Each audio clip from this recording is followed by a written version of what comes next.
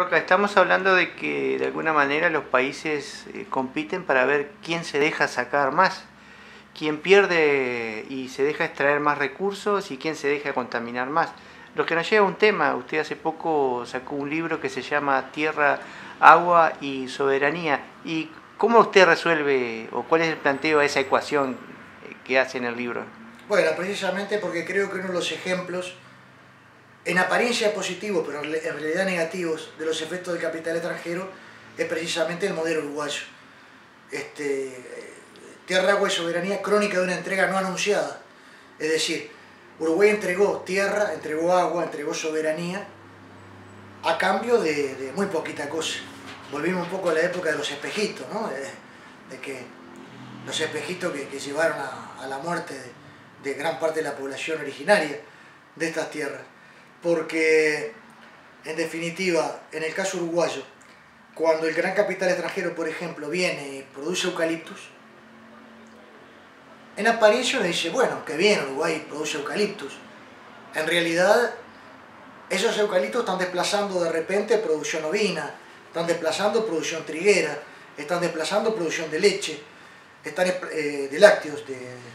O sea que, en definitiva, al desplazar esas actividades se está perdiendo mano de obra, se está perdiendo la calidad del suelo, porque los eucaliptus absorben mucha agua y de alguna forma tienen efectos negativos sobre la naturaleza. Algo similar sucedió con la soja. Y entonces nos encontramos con que la tierra uruguaya, que en su momento habían 80 y pico de mil productores en la década de 50, hoy apenas llega a 40 y pocos mil establecimientos. Se ha reducido la cantidad de establecimientos prácticamente a la mitad. Tenemos que también la población rural ha descendido notoriamente, de censo a censo. Prácticamente por día se están cerrando 3 establecimientos rurales en promedio, y eso implica también traslado de gente desde el campo a las ciudades. Ahora, mientras venía en el ómnibus, qué sé yo, en un trayecto de casi 370 kilómetros, creo que son más o menos, de Montevideo a Paysandú, por allí anda. Creo que en todo el recorrido, si vi 2 personas trabajando en el campo, fue mucho. O sea, es decir, uno no ve un tractor, uno no ve una cosechadora, uno no ve gente arreando ganado, uno no ve gente trabajando en los alambrados. O sea, es decir, hay un vaciamiento del campo, que no es un proceso que solamente es de este último periodo, viene de mucha más larga data, pero que se ha acentuado en todo esto.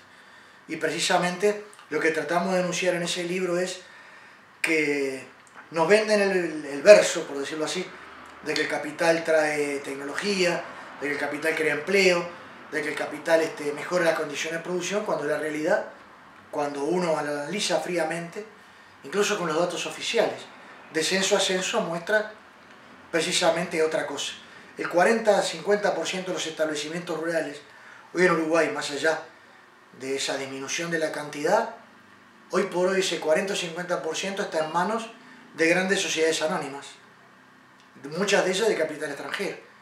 De repente inversores de la SAFAP estadounidense, por decirlo así, ¿verdad?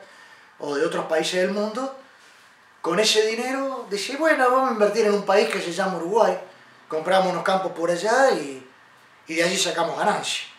Ahora, cuando eso deje de dar ganancia, simplemente sacarán el dinero de allí y con ese dinero harán otra cosa, se lo prestarán a alguno por otro lado o invertirán en una mina en otro país. O sea, es decir, nos queda un país muy vulnerable de todo punto de vista. Y ya ni que hablar cuando hablábamos 10 años atrás de la contaminación del agua, a veces nos miraban como seres extraños, ¿no? Nos decían, bueno, ¿de qué está hablando este hombre? Nos quiere asustar, nos está hablando que poco menos van a salir monstruos del agua. Hoy ya el agua y su deterioro de la calidad es un tema que se ve en Maldonado, que se ve en Montevideo, que se ve en el río Santa Lucía, que se ve en el río Negro, que se ve en el río Uruguay, que se ve prácticamente en todos los cursos de agua del país. Ya dejó de ser literatura, es una realidad visible. Entonces, todos aquellos que defendieran las grandes empresas extranjeras en nombre de un nacionalismo barato, porque a veces se utilizó un nacionalismo barato para defender las pasteras, por ejemplo, hoy por hoy nos tendríamos que estar agarrando todo la cabeza, ¿no? Porque estamos viendo ya el daño que todo eso está produciendo. Entonces por eso creo que todo esto es muy peligroso. Y en ese nacionalismo barato, el discurso sigue siendo que el que más nos afecta en materia económica es Argentina, cuando en los hechos es otro país el que nos afecta por el volumen de negocios que tenemos. Hoy justamente estaban conversando ese tema, es decir, el volumen de negocios que se tiene con Brasil respecto al de Argentina y además las características de la política económica argentina con la de Brasil. ¿Qué nos puedes decir sobre cómo nos afectan los países vecinos y las características de las políticas económicas de esos países? El imperialismo ha sido experto en todas sus manifestaciones, del imperialismo británico hasta ahora el estadounidense, en generar contradicciones entre los pueblos, o acentuar las contradicciones. A veces el localismo es fuerte, en todos, y entonces ellos buscan acentuar esos localismos para dividirnos. Del mismo modo que el patrón busca dividir a los obreros para que no se organicen y no luchen contra él, el imperialismo busca dividir a los pueblos para que precisamente no hagan un frente común frente a sus exigencias, frente a sus capitales. El pueblo argentino es un pueblo hermano con el uruguayo, sus problemas son los mismos.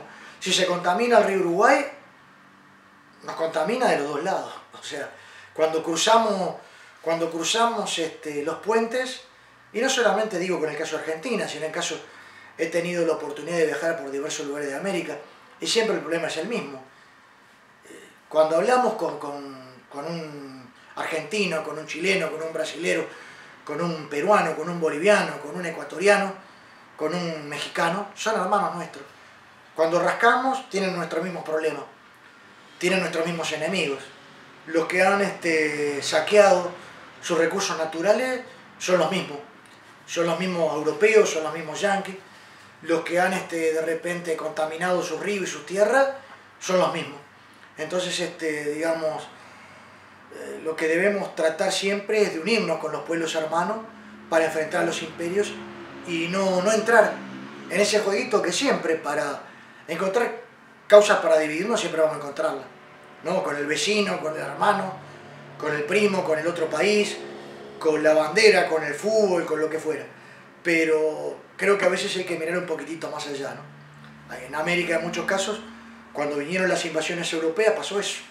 Muchos de los pueblos, a veces con sus contradicciones, digamos, le facilitaron las invasiones europeas que en definitiva llevaron en muchos casos a verdaderas masacres de poblaciones originarias y a divisiones que hasta hoy a veces existan.